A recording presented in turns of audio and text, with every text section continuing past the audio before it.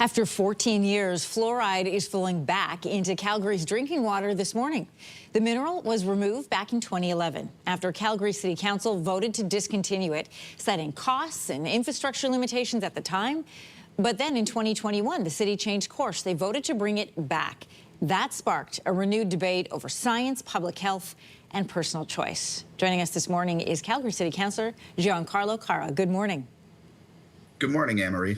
So Calgary, as we said, removed the mineral back in 2011. They brought it back 10 years later. They've been discussing this change for the last few years. It finally kicks in today. Why the change of heart?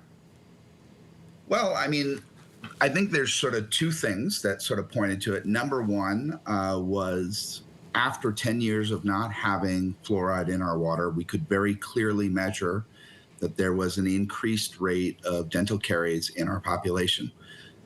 Calgarians' dental health was getting worse, and we could measure that from the moment that fluoride left our system to the point where we voted to put it back in. The second thing that happened was that in the 2021 municipal election, we had it on the ballot. We asked Calgarians when they went to vote for their mayor and city councilors, would you like fluoride to be reintroduced to the water supply? And 62% of Calgarians said yes. So the incoming council in 2021 didn't really have much of a choice. It would have been wild to vote against a majority of the population. And I just want to say that as someone who was there to take it out and someone who was there to put it back in, I'm gratified because over the 10 years that it was out before 2021, we've seen the rise of anti-science rhetoric. We've seen the rise of wild conspiracy theories that, there was always that fringe when we were having the conversation about taking out, but it was not central to the conversation.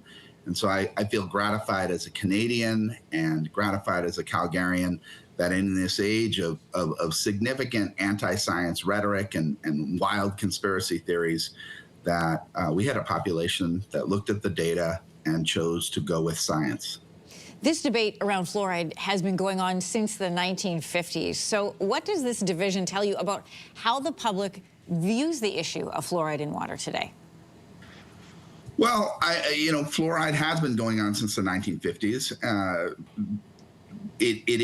There are some wild conspiracies against it. What we do know about fluoride is that if you take too much of it, like almost anything, it can be very harmful. We know that if you paint fluoride directly onto human teeth, it has a very, very strong effect in preventing dental caries.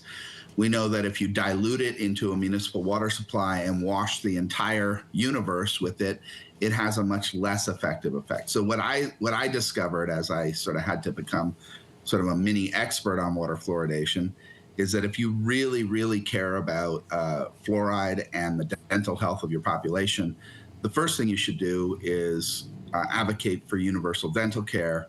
Everyone should go to the dentist. Everyone should have fluoride painted onto their teeth.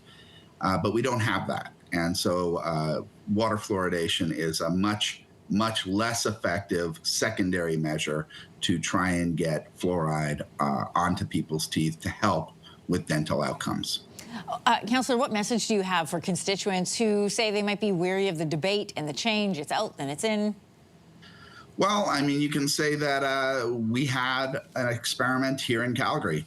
And, as municipalities across North America, especially in the United States, are taking fluoride out of their water supply, thanks to government officials at very high levels who believe wild conspiracies, you can look to Calgary and you can say, look, we took it out. 10 years later, it was clear that our dental health was getting worse without fluoride in the water, and Calgarians voted to put it back in. It took us 4 years from them voting back in to putting in a modern system that is very sophisticated. It tracks the natural incidence of fluoride in the water, and then it brings it up to the base level that is safe and effective, but no more. And it took 4 years. It was expensive. It was over $20 million to put it in.